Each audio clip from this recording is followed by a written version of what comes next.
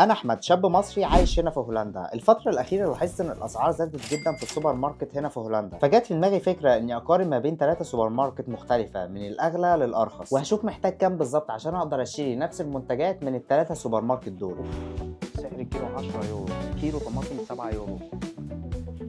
اول سوبر ماركت معانا هو يعتبر اغلى واحد فيهم، والسوبر ماركت ده حرفيا انت لو جيت مره او اتنين خلال الاسبوع تلاقي مرتبك خلص، فتعالوا اوريهولكم. زي ما انتم شايفين السوبر ماركت ده سوبر ماركت بيبيع حاجات عضويه او اورجانيك. المنتجات اللي هنا مش بيكون داخل فيها ولا مبيدات حشريه ولا اسمده، فالفلاحين هنا بيعتمدوا اكتر على الجوده مش على الكميه. فتعالوا اوريكم الاسعار هنا في المحل عامله ازاي. اول حاجه معايا دلوقتي هناخد المنتجات الاساسيه، وهي مثلا منتجات الالبان. سعر اللبن هنا سعر اللتر اقل واحد عامل 2 يورو ونص، وهنا سعر الزبادي العادي عامل 3 يورو 65 سنت، وده الزبادي هنا حوالي 800 جرام. بعد كده منتجات الجبنه، هنا الجبنه اسعارها غاليه جدا، يعني دي عامله حته الجبنه دي شوفوا عامله ازاي، وعامله 7 يورو ونص. بس هي الفكره ان الجبن هنا ما بتبقاش جايه من مصانع على قد ما انها جايه من مزارع هولنديه، فبتبقى اسعارها غاليه جدا. بصوا بعد كده اللحوم هنا اسعارها برضك مختلفه. فهنا مثلا عندك انك تجيب دبوسين من دول عاملين 4 يورو ونص، واسعار برضك اللحوم هنا غاليه جدا. المكرونه هنا كيس المكرونه عامل 3 يورو 75 سنت، حوالي نص كيلو. الرز البسمتي ده حوالي كام جرام؟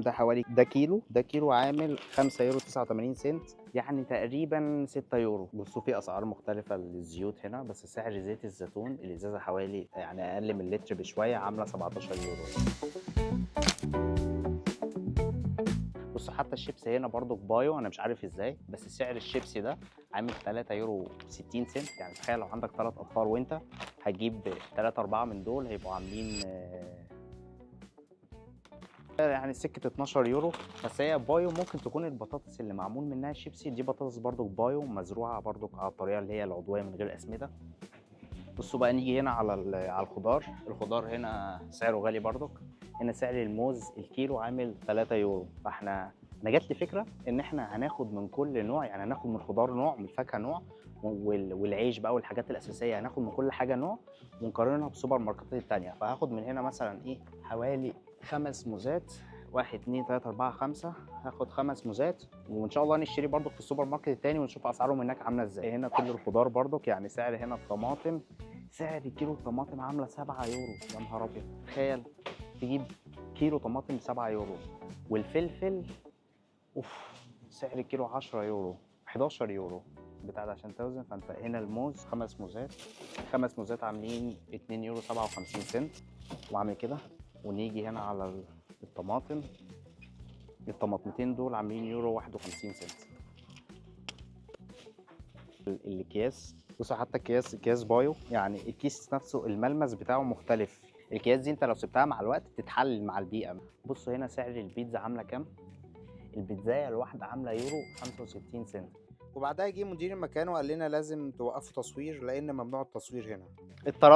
طردونا من المحل عشان الناس اللي جوه هاي كلاس شويه، فما كانوش عايزين يطلعوا في الفيديو، فكلموا صاحب المحل وطردنا. بس يعني مش مشكله، بس اهم حاجه احنا جبنا المنتجات دي اللي احنا هنقارنها بالسوبر ماركتات التانيه. فجبنا العيش ده، والعيش ده كان عامل 4 يورو 75 سنت. فجبنا طماطمتين وخمس موزات وعيش بحوالي 9 يورو. فتمام. فبالنسبه للمحل ده ادي للجوده، الجوده 10 من 10، للطرد 0 من 10، وللاسعار اديه مثلا 2 من 10، والنظافه وترتيب المكان اديله برضك حوالي 8 من 10. فتعالوا نشوف السوبر ماركت التاني اللي عليه الدور. والله الموز الباو برضه طعمه حلو، بس الكيلو ب 3 يورو مش هدفع انا بصراحه 3 يورو في كيلو.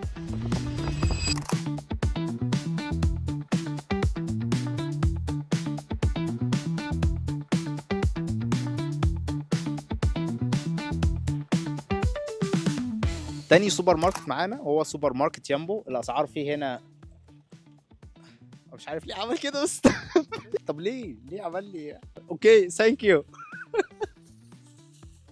اوكي. تاني سوبر ماركت معانا هو يامبو. الاسعار فيه بتبقى عاديه، كل الناس يعتبر بتيجي هنا السوبر ماركت ده. فتعالى اوريك الاسعار جوه هنا عامله ازاي.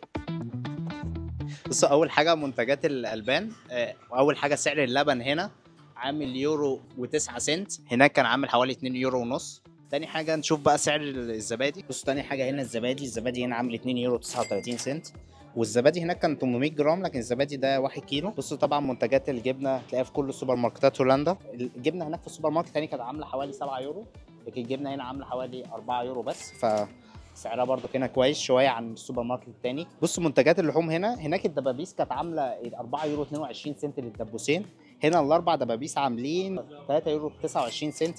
برضو هنا في دبابيس بايو، دبابيس البايو هنا عامله 3 يورو 2 سنت، فانت لو عايز تشتري برضو حاجات بايو موجوده هنا في السوبر ماركت. وفي هنا برضو حاجات كلها بايو، اسعارها بتبقى غاليه شويه بس طبعا ارخص من السوبر ماركت التاني. بصوا هنا صدور الفراخ 600 جرام عاملين 7 يورو 68 سنت، كيلو عامل 12 يورو 48 سنت. بصوا اللحمه هنا الكيلو بتاعها 2 يورو 90 سنت، ده نص كيلو ب 6 يورو 70 سنت. بس معظم هنا منتجات اللحوم او الفراخ او كده بتجيبوها من محلات الحلال. في برضو هنا البيض البايو الست عاملين 6 يورو 29 سنت، بس طبعا احنا ما لحقناش نشوفها في المحل التاني عشان اتطردنا. في برضو هنا المكرونه هنا عامله 89 سنت، ده الكيس برضو حوالي نص كيلو. ولكن لو هجيب نوع مثلا مشهور شويه زي ده مكرونه ايطالي عامله 2 يورو 27 سنت، فانضف نوع يعتبر ب 2 يورو 29 سنت، فاسعار طبعا ارخص من المحل التاني.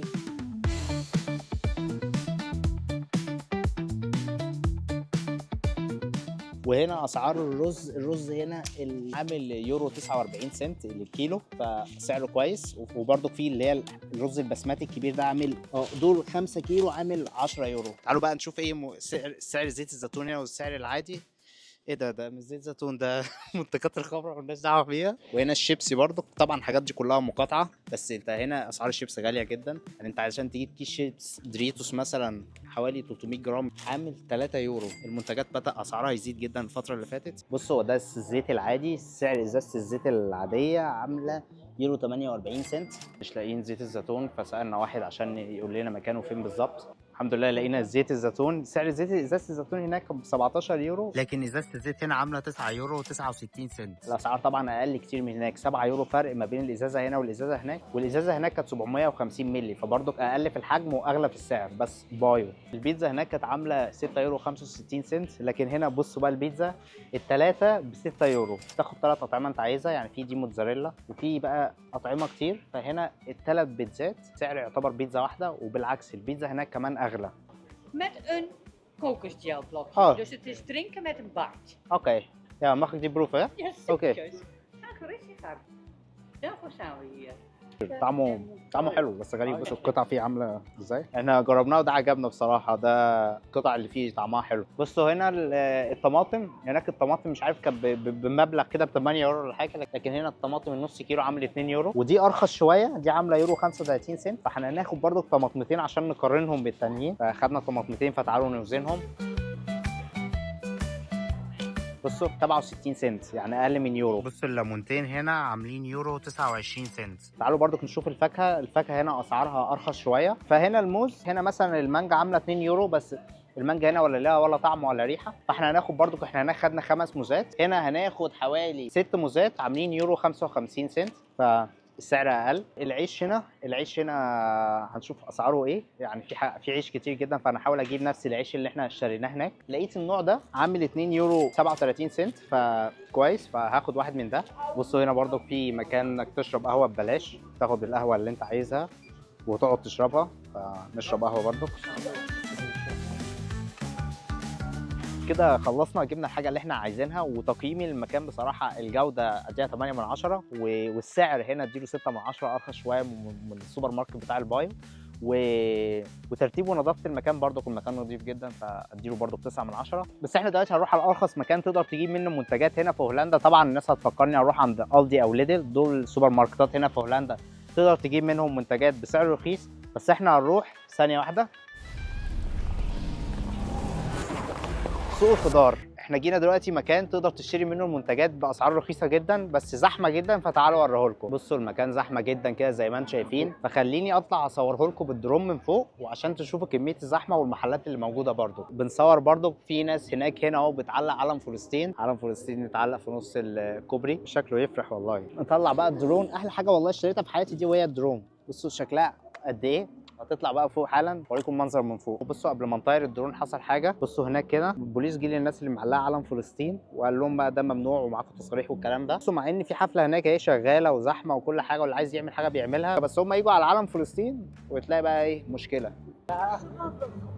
يا كلوبت فين داخل تيجي تقول فري فلسطين ومع القضيه، فهي برضك متضايقه يعني اشمعنى العلم ده اللي عمل مشكله، وكل حته حوالينا في زحمه وفي حاجات واللي عايز بيعمل حاجه يعملها، بس هم جم على العلم وقالوا لك في مشكله، فحتى الشعب الهولندي داعم للقضيه اما يحلوا مشكله فلسطين دي. بصوا هنطير بقى الدرون دلوقتي اوريكم بقى الشوت من فوق.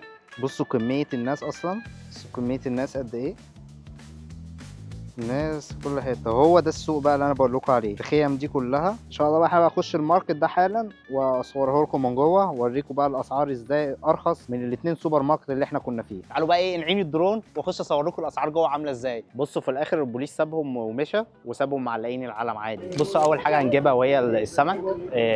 تعالوا بقى اوريكم اسعار السمك هنا عامله كام. هي بات كوست ان فيش 14 بالكيلو. 7 يورو بكيلو.